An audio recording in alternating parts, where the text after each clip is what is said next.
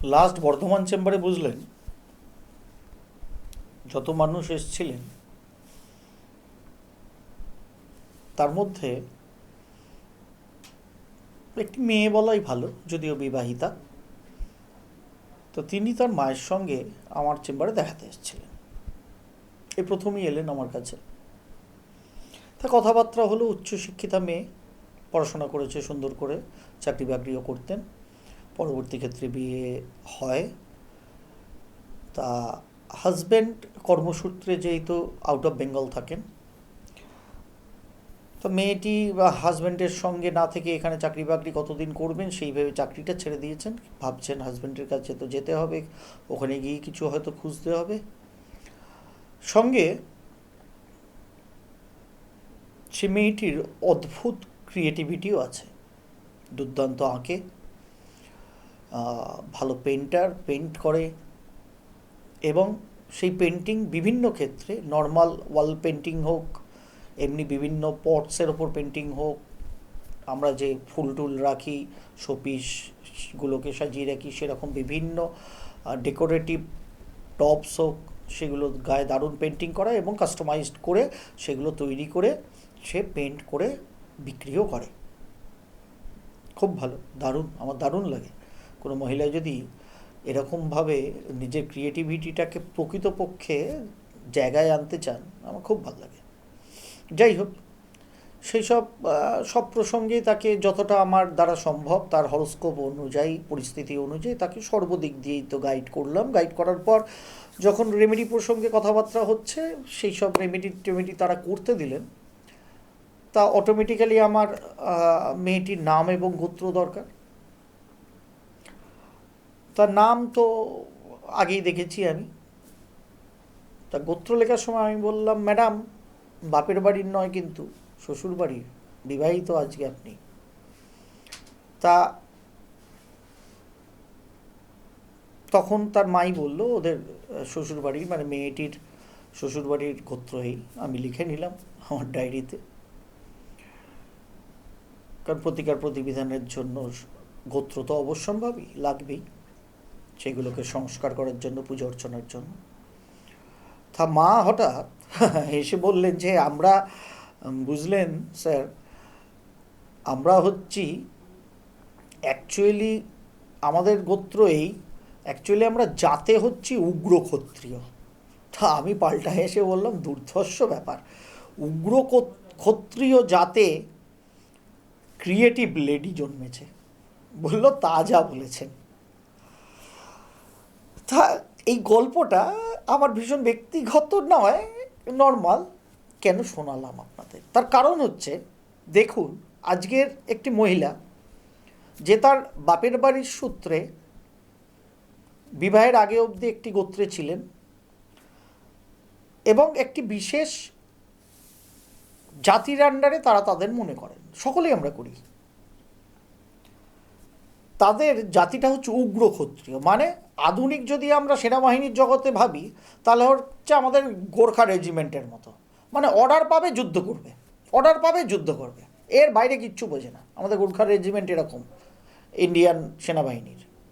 উগ্র ক্ষত্রিয় অ্যাকচুয়ালি তাই, যাবতীয় ক্ষত্রিয় কর্ম, যুদ্ধ বিগ্রহ থেকে সব কিছু, তার মধ্যে আবার উগ্র, সুতরাং ওটাই কর্ম। আমার এটাই মনে হলো, তাই আপনাদের সঙ্গে শেয়ার করলাম গোর্খা রেজিমেন্টের কথাটা আর কি। এবার সে উগ্র ক্ষত্রিয় যে জাতিবিন্যাস, সেটা এক সময় বেশ কয়েক বছর না, বেশ কয়েকশো বছর ধরে একই ধরনের কর্মজীবিকা যারা করেন, তারা নিজেদের মধ্যে সম্পর্ক তৈরি করে, নিজেদের মধ্যে বিবাহাদি করে একটা গোষ্ঠী তৈরি করতেন। সেখান থেকে এই উগ্র ক্ষত্রিয় একটা বিশেষ জাতি তৈরি হয়েছে। কেউ ব্রাহ্মণ, কেউ স্বর্ণকার, কেউ কুম্ভকার, কেউ লোহার। এই যে আমরা শুনি, যেগুলো নিয়ে আমার দেশে বিশেষ করে ভয়ঙ্কর রকমের একটা টানাপোড়েন চলে, অ্যাকচুয়ালি এগুলো সবই সামাজিকভাবে সৃষ্ট। কোনোটারই বিজ্ঞানভিত্তিক বা আদার্স কোনো ইনফ্লুয়েন্স কিংবা অ্যাকচুয়ালি জাস্টিফিকেশনই নেই। আমরা অনেক সময় বিয়ের ক্ষেত্রে কিন্তু এইগুলোর অবতারণা করি না? কিন্তু সত্যিই কি এগুলো করা উচিত? চলুন আজকে এই নিয়েই মাই সোলমেট ইউটিউব চ্যানেলে আপনাদের জন্য আলাপ আলোচনা আমি করছি। নমস্কার, আমি কৌশিক ডিকাশ্বর। সকলকে আপনাদের আন্তরিক প্রীতি, শুভেচ্ছা, অভিনন্দন। এবং আজকের যে অনুষ্ঠান, আমরা কায়স্থ হলে কায়স্থই খুঁজি, ব্রাহ্মণ হলে তো কথাই নেই, ব্রাহ্মণ ছাড়া হবেই না। যদি কোনো কর্মকার শ্রেণীর আমরা হই তাহলে কর্মকার শ্রেণীর লোককেই খুঁজি। তাদের মধ্যে বৈবাহিক দাম্পত্য জীবন থাকলে বোধহয় ঠিক থাকবে আমরা ভাবি।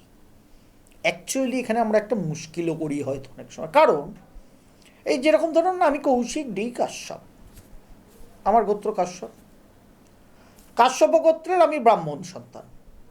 কাশ্যপ গোত্রের কোনো লোহারও থাকতে পারেন, কোনো কুমোরও থাকতে পারেন, কোনো উগ্রক্ষত্রিয়ও থাকতে পারেন, কোনো স্বর্ণকারও থাকতে পারেন, থাকতেই পারেন। কিন্তু তারা জাতিবিন্যাসে যখন সামাজিকভাবে নিজেদের একটা গোষ্ঠী তৈরি করেছে, তখন তারা কিন্তু বিশেষ বিশেষ একটা গোষ্ঠী হয়ে গেছে। এইবার আমরা যখন জাতিবিন্যাসে ওইভাবে কোনো মানুষকে আধুনিক যুগে পছন্দ করছি, এরকম হতে পারে যে আমি কায়স্থ, আমার একটা বিশেষ গোত্র আছে, আমি যেহেতু কায়স্থ লোককেই নেব, বা আমি বৈশ্য লোককেই নেব। এবার বৈশ্যদের ধরে নিলাম, তার গোত্র একটা কিছু আছে, যে তাদের হয়তো বাৎস গোত্র ধরে নিচ্ছি। আমি অন্য কোনো বৈশ্য গোত্র নিলাম, অন্য কোনো সারনেম তার, কিন্তু তারা জাতে বৈশ্য। আমরা বললাম চলবে, পছন্দ হলো, ছেলে মেয়ের উভয়ের পরিবারে উভয়কে বিয়ে ঠিক হলো। কিন্তু দেখা গেল তাদেরও গোত্র বাৎস। এবার বিয়েটা হলো। সাধারণভাবে গণ্ডগোল হতে পারে কিন্তু এই জায়গায়, নট কায়স্থর সাথে ব্রাহ্মণ, ব্রাহ্মণের সাথে কর্মকারের সাথে কুম্ভকার, এইসবের বিয়ে হলে কেন হয় না?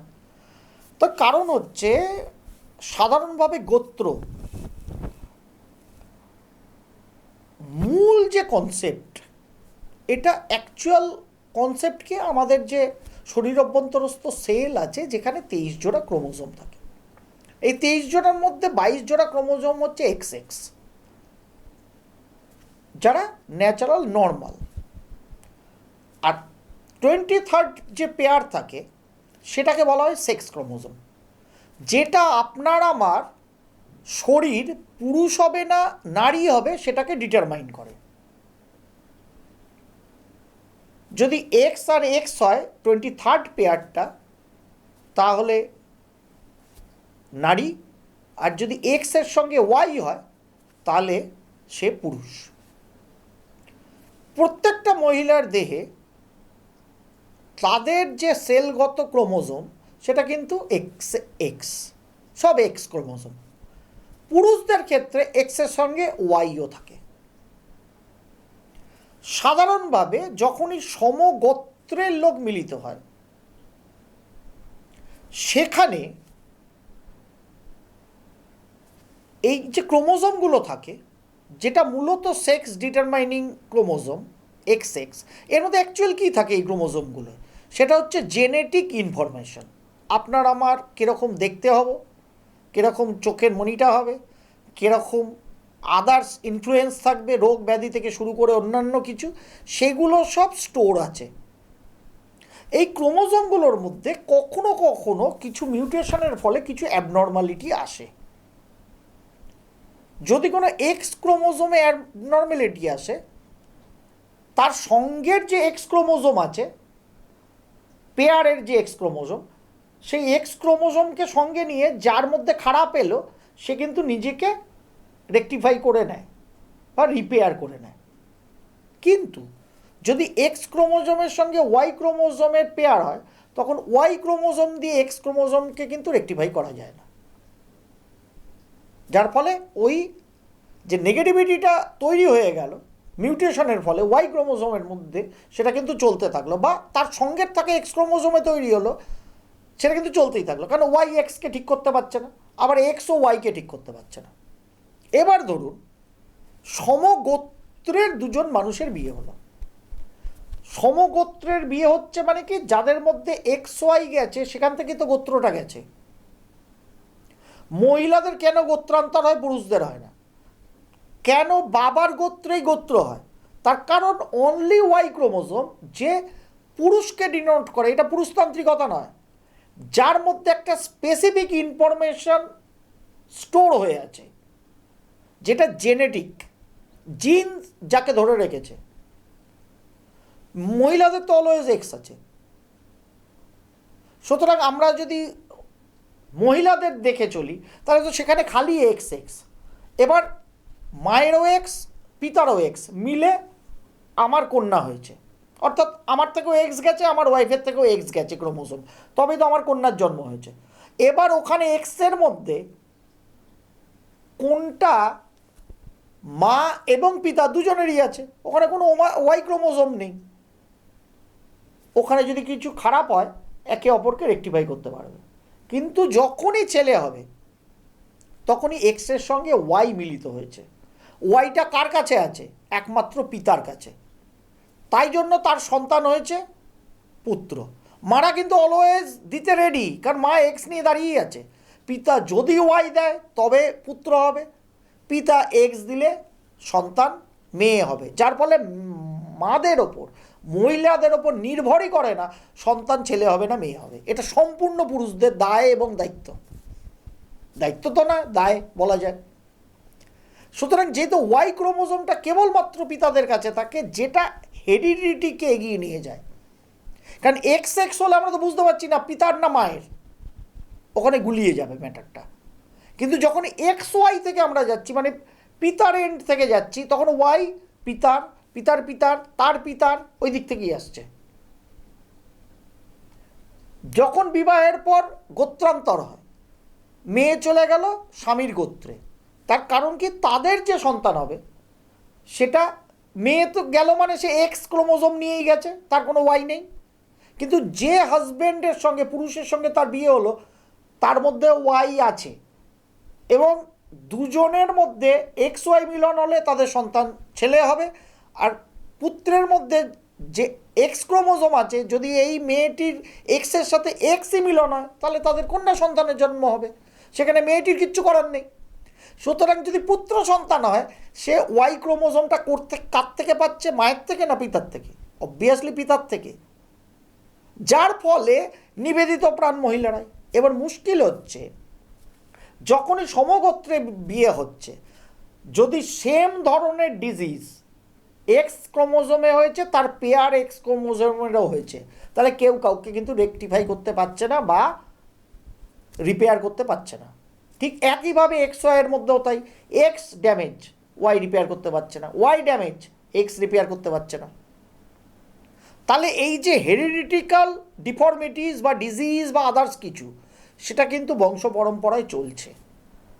এবার যদি সমগোত্রে মিলন হয়ে যায়, তাহলে ওই যে জিন, যে হেরিডিটিক্যাল, যে ধরে নিন ক্লাউড স্টোরেজ থেকে যে ইনফরমেশানগুলো নিয়ে আসছে, সেইগুলো কখনো প্রকট হয়ে যেতে পারে। কখন হবে আপনি আমি বিজ্ঞান কেউ জানে না, কিন্তু হওয়ার চান্স আছে। যখনই প্রকট হলো তখনই সেখানে নেগেটিভিটি আসবে। সেই জন্য সমগোত্রে কখনো বিয়ে করতে নেই। আমরা যদি তুতানখামেনের হিস্ট্রি দেখি, তুতানখামেনের বাবা তার কন্যাকেই বিয়ে করেছিলেন, যার ফলে প্রখ্যাত তুতানখামেনের সিদ্ধারা রিড ছিল এরকম বাঁকা। তার কারণ একই গোত্র, শুধু মেয়ে বলে না, সমগোত্রে ম্যারেজ। ওই যে নেগেটিভ ইম্প্যাক্ট ছিল তাদের জেনেটিক হিস্ট্রিতে, যেটা তুতানখামেনের বাবার ওয়াই ক্রোমোজোমে ছিল, সেটা কিন্তু চলে এসেছিল তুতানখামেনের শরীরে, যেহেতু তুতানখামেন পুরুষ হয়েছিল, ছেলে হয়ে জন্মেছিল। This is the phenomena. কবে বলে গেছে আমাদের আধ্যাত্মিকতা, আমাদের শাস্ত্র, যে সমগোত্রে বিয়ে করব না। আর আধুনিক যুগে জেনেটিক ইনফরমেশনের জন্য সমগোত্রে বিয়ে করব না, নেগেটিভ পজিটিভ মিলে এখানে কিন্তু নেগেটিভ হবে না, নিউট্রাল হবে। আর দুটো নেগেটিভ মিললে পজিটিভ তো হবেই না, মাচ নেগেটিভ হবে, যার ফলে সমগোত্রে তো বিয়ে না। আর বিয়ে করার আগে অবশ্যই ব্লাড টেস্ট অবধারিত, যার ফলে আমাদের মাই সোলমেটে ব্লাড গ্রুপের কথাও বলা আছে। এবং ব্লাড টেস্ট করালে আধুনিক যুগে যদি কোনো ব্লাডে কারোর কিছু ইমপিউরিটিস থাকতেই পারে, ওটা নিয়ে চিন্তিত হওয়ার কিছু নেই, তার জন্য ডাক্তারবাবুরা আছেন। কোনো কারণে স্বামী বা স্ত্রী কেউ একজন থ্যালাসেমিয়া ক্যারিয়ার কিন্তু অপরজন নন, তাতে সন্তানের প্রবণতা থ্যালাসেমিয়া ক্যারিয়ারই কি হবে? হতেও পারে, নাও হতে পারে। কিন্তু না জেনে হাজব্যান্ড ওয়াইফের বিয়ে হলো, দেখাশোনা হলো, গোত্রও হয়তো মানা হয়েছে, কিন্তু ব্লাড কালচার করা হয়নি, সেখানে কেউ থ্যালাসেমিয়া ক্যারিয়ার কি ক্যারিয়ার না সেটা দেখা হয়নি, হয়তো দুজনেই থ্যালাসেমিয়া ক্যারিয়ার ছিল, তখন কিন্তু অবভিয়াসলি সন্তান থ্যালাসেমিয়া ক্যারিয়ারই হয়ে যাবে। সুতরাং আধুনিক যুগ সাপেক্ষে বিজ্ঞানের হাত ধরে ব্লাড টেস্ট যেরকম মাস্ট, তার আগে অবশ্যই যেটা আপনারা মানুন, এটা আমার রিকোয়েস্ট বিইং অ্যান অ্যাস্ট্রোলজার, সেটা হচ্ছে, দেখুন ধর্ম টর্ম নিজেদের ব্যাপার, ওসব 100% মানতে পারেন, কিন্তু জাত মানে এই লোহার, কুম্ভকার, কায়স্থ, ব্রাহ্মণ, এর সঙ্গে ওর বিয়ে দেবো না, ওর সঙ্গে ওরকম না হলে চলবে না, এই ধ্যান ধারণাগুলোর কোনো বৈজ্ঞানিক ভিত্তি, কোনো অ্যাকচুয়াল শাস্ত্রীয় ভিত্তি নেই। এগুলোকে আপনারা ত্যাগ করুন। একটাই কথা মাথায় রাখুন, যেরকম ব্লাড টেস্ট করাতেই হবে দুপক্ষের, তার সঙ্গে যেটা অবধারিত করব না, সবার আগে জিজ্ঞেস করুন আপনারা উগ্রক্ষত্রিয় না, আপনারা লোহার না, আপনারা কুম্ভকার না কর্মকার। আজকে দেখুন কোনো লোহারের বংশে কোনো ডাক্তারও আছে, সে আর লোহা পেটায় না, সে ওই ছুরিকাচি যে পিটিয়ে তৈরি হয় সেই দিয়ে হয়তো সার্জারি করে। সেখানে কোনো বড় প্রফেসরও আছে, সেখানে কোনো অন্য কোনো আইটি ইঞ্জিনিয়ারও আছে, তাহলে কি করে হচ্ছে? কিন্তু জাতের নামে গেলে তখন তারা লোহার। আধুনিক যুগে বেকার জিনিস এসব। যেটা অবধারিত সকলকে আমাদের মানতে হবে সেটা হচ্ছে গোত্র, যেখান থেকে জেনেটিক ইনফরমেশান যেটা আমরা বহন করি সেটা যদি কোয়েনসাইড করে, তাহলে নেগেটিভে বিগ নেগেটিভ হতে পারে আপনার আমার সন্তানের জীবনে। তাদের মধ্যে কোনো শারীরিক বিকৃতি, কোনো মানসিক বিকৃতি, যার ফলে আধুনিক যুগে বাচ্চাদের ক্ষেত্রে বিভিন্ন ধরনের মানসিক বিকৃতি, মানে বাই ডিফল্ট তাদের বেচারিদের কোনো দোষ নেই, অনেক বেশি আমরা দেখতে পাচ্ছি। হয়তোবা পেছনে লুক্কায়িত এই কারণ যে এই যে জেনেটিক ইনফরমেশন, যেটা জিন প্রত্যেকটা ক্রোমোজোমের মধ্যে ক্লাউড স্টোরেজে রেখে দিয়েছে, সেটাকে আমরা ইগনোর করছি, যেটা আমাদের শাস্ত্রীয় মতে বিজ্ঞান ভিত্তিকভাবে ভাবে হাজার হাজার বছর আগে, সেই মহাভারতের সময় থেকে বেদব্যাসজি বলে গেছেন, গোত্র অন্যতম সেরা এবং সঠিক বস্তু। গোত্রকে সবসময় কাউন্ট করবেন, সমগোত্রে বিয়ে দেবেন না। বাদবাকি জ্যোতিষ শাস্ত্র সংখ্যাতত্ত্ব অনুযায়ী ম্যাচ করুন, বিনা পয়সায় মাই সোলমেটে পাওয়াই যায়। পছন্দ আপনারা করুন, শিক্ষা, স্বাস্থ্য, অর্থ সব দেখুন, ব্লাড টেস্ট করিয়ে নেবেন এবং সমগোত্রে দয়া করে বিয়ে দেবেন না। এটা আমরা তো আর ওখানে লিখতে পারি না, কিন্তু দয়া করে গোত্র জিজ্ঞেস করে নেবেন, ইনফরমেশান থাকলে জেনে নেবেন। সমগোত্রের মানুষের সঙ্গে একে অপরের বৈবাহিক বন্ধনে দয়া করে যুক্ত হবেন না, এটা আমার রিকোয়েস্ট। কারণ এটা বিজ্ঞান, বিজ্ঞানটাকে মেনে চলতে হবে। সেটাকে আজকে এআইয়ের যুগে অবিজ্ঞানের মতো খালি জাতি মানছি, আমরা এই সম্প্রদায়, আমরা এই গোষ্ঠী, আমরা ওই, বেকার করছেন। কারণ আজকে কুম্ভকারেরও ইঞ্জিনিয়ার আছে, লোহারেরও আছে, ব্রাহ্মণের ঘরেও আছে, তাহলে সেই ব্রাহ্মণের ঘরের ডাক্তার বা ইঞ্জিনিয়ার কেন পুজো অর্চনা করে না, যাদের যেটা গোষ্ঠীযুক্ত কাজ ছিল? আমি নয় তবু কাছাকাছি আছি, জ্যোতিষশাস্ত্রীগিরি করছি ব্রাহ্মণ সন্তান হয়ে, কিন্তু আমার সব পরিবারের লোক তাই করেন নাকি? আমার বাবাই তাই করতেন নাকি? তাহলে কেন করতেন না? সুতরাং ব্রাহ্মণের ব্রাহ্মণত্ব অন্য জায়গায়, প্রত্যেকের যে জাতিগত কর্ম তার একটা প্রভাব আছে, কিন্তু সেটাকে ব্যবহার করুন অন্য জায়গায়, বৈবাহিক জীবনে প্লিজ। হ্যাঁ, আশা করি এটাকে মেনে চলবেন। মাই সোলমেট লিঙ্ক তো নিচেই আছে, নিজস্ব পছন্দ, সুখী দাম্পত্য বৈবাহিক জীবনের জন্য মাই সোলমেটকে সঙ্গে নিন। প্রচুর মানুষকে মাই সোলমেট ইউটিউব চ্যানেলটাও দয়া করে ফরওয়ার্ড করুন, শেয়ার করুন। তার কারণ মাই সোলমেটেই যাবতীয় বৈবাহিক দাম্পত্য জীবনের বিভিন্ন টপিক নিয়ে, যেগুলো প্রকৃতপক্ষে বৈবাহিক দাম্পত্য জীবনে দরকার, যেটা একটা সুস্থ সুন্দর দাম্পত্য মানে কেবলমাত্র প্রেম প্রীতি ভালোবাসা গাড়ি বাড়ি নয়, সুস্থ শরীর, সঠিক সন্তান, সব কিছুর মধ্যে যেন সুস্থতা থাকে, সেটারই আমার এক এবং অবিচল লক্ষ্যে আমি আছি মাই সোলমেটকে সঙ্গে নিয়ে। আপনারা যদি মাই সোলমেটের এই যাত্রায় আমাকে সঙ্গ দেন, আশা করি আমরা একটা নট অনলি ডিভোর্সিন, একটা প্রকৃত সুস্থ বৈবাহিক দাম্পত্য জীবন চিরকালীনভাবে গড়ে দিতে পারবো এই সমাজের ভবিষ্যৎ প্রজন্মের জন্য। আশা রাখি সেটা আপনারা করবেন। সকলে ভালো থাকবেন, সকলকে ভালো রাখবেন। অবশ্যই প্রচুর মানুষ লাইক করুন, অন্যকে শেয়ার করুন। শাম্ভবী অ্যাস্ট্রোর মানুষ যদি হয়ে থাকেন, দয়া করে সকলের মধ্যে শেয়ার করে দিন, কারণ যাবতীয় বৈবাহিক দাম্পত্য জীবন সম্পর্কিত যাবতীয় জ্যোতিষিক সংখ্যাতাত্ত্বিক আলোচনা কিন্তু এখানেই হবে। প্রয়োজন হলে সেম জিনিস শাম্ভবী অ্যাস্ট্রোতে আপলোড হবে, কিন্তু এখানেই মূলত হবে বৈবাহিক দাম্পত্য জীবন সম্পর্কে যাবতীয় আলোচনা। সকলে ভালো থাকুন, সকলকে ভালো রাখুন। প্রণাম, নমস্কার। বিয়ে তো পছন্দ করেই হয়, কিন্তু সুখী দাম্পত্য হয় কি? পছন্দের সঙ্গে বোঝাপড়াই দিতে পারে চিরকালীন সুখী দাম্পত্য। সুখী দাম্পত্যের জন্য এখনই লগ ইন করুন mysoulmate.co.in বা ডাউনলোড করুন মাই সোলমেট ম্যাট্রিমনি অ্যাপ।